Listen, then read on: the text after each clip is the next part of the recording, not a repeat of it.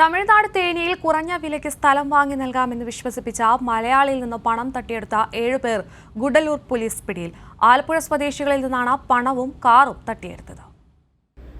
ആലപ്പുഴ സ്വദേശികളായ സിജിൻ, ഡാനി എന്നിവർ കൃഷി ചെയ്യാൻ കുറഞ്ഞ വിലയ്ക്ക് സ്ഥലം അന്വേഷിച്ചാണ് തമിഴ്നാട് ഗൂഡല്ലൂരിൽ എത്തിയത്.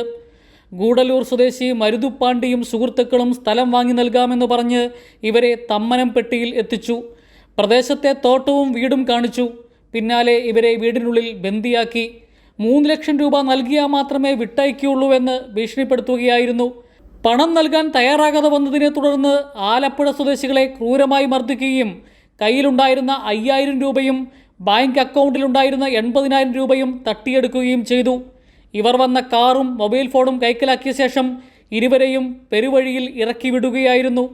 തുടർന്ന് സിജിനും ഡാനിയും ഗൂഡല്ലൂർ പോലീസ് സ്റ്റേഷനിൽ പരാതി നൽകി. സംഘാംഗങ്ങളും ഗൂഡല്ലൂർ സ്വദേശികളുമായ മരുതുപ്പാണ്ടി, ഗോവിന്ദരാജ്, ശെൽവം, മകേശ്വരൻ, ഭാരതിരാജ, മകേഷ്, പിച്ചെ എന്നിവരെയാണ് പോലീസ് അറസ്റ്റ് ചെയ്തത്. സംഘത്തിലെ അംഗങ്ങളായ 4 പേർക്കായി പോലീസ് തെരച്ചിൽ ഊർജിതമാക്കിയിട്ടുണ്ട്. കൈരളി ന്യൂസ്, ഇടുക്കി.